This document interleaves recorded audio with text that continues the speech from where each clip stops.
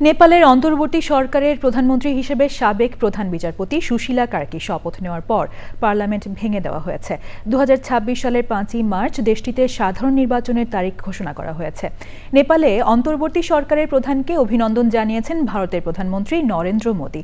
এদিকে গত কয়েকদিনের সহিংসতার জন্য দুঃখ প্রকাশ করেছে দেশটির জেনজি আন্দোলনকারীরা। নিশাত তামান্না মোমুর রিপোর্ট। নেপালের অন্তর্বর্তী সরকারের প্রধানমন্ত্রী হিসেবে সাবেক প্রধান বিচারপতি সুশীলা কার্কির নাম শুক্রবার ঘোষণা করে দেশটির প্রেসিডেন্টের দপ্তর। রাতেই প্রেসিডেন্ট রামচন্দ্র পাউডেল তার সরকারি বাসভবন শীতল নিবাসে সুশীলা কার্কিকে শপথ পড়ান। এর মাধ্যমে নেপালের প্রথম নারী প্রধানমন্ত্রী হলেন সুশীলা কার্কি। দেশটির প্রথম নারী প্রধান বিচারপতিও ছিলেন তিনি।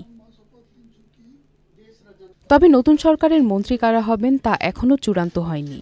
নতুন মন্ত্রীরা শপথ নেওয়ার আগ পর্যন্ত সুশীলাই সব মন্ত্রণালয়ের দায়িত্ব পালন করবেন। সুশীলা কার্কির শপথ গ্রহণের পর নেপালে 2026 সালের 5ই মার্চ সাধারণ নির্বাচনের ঘোষণা দেওয়া হয়।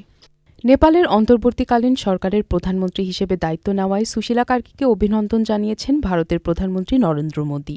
সোশ্যাল মিডিয়ায় একটি পোস্টে তিনি বলেছেন, নেপালের জনগণের শান্তি, অগ্রগতি ও সমৃদ্ধির প্রতি ভারত প্রতিশ্রুতিবদ্ধ। সরকার বিরোধী আন্দোলনে নেপাল জুড়ে সংঘর্ষ ও সহিংসতায় কমপক্ষে 51 জন নিহত হয়েছেন। নেপাল পুলিশের মুখপাত্র জানিয়েছেন, নিহতদের মধ্যে রয়েছে 21 জন বিক্ষোভকারী, 3 জন পুলিশ কর্মকর্তা, 9 জন বন্দী এবং 19 জন অন্যান্য। কর্তৃপক্ষ জানিয়েছে, বিক্ষোভের সময় নেপালের বিভিন্ন কারাগার থেকে প্রায় 13,500 বন্দী পালিয়েছেন। এর মধ্যে বেশ কয়েকজনকে আবার গ্রেপ্তার করা হয়েছে। এখনও পলাতক 12,533 জন। নিশাত তামান্না মোমো, চ্যানেল আই।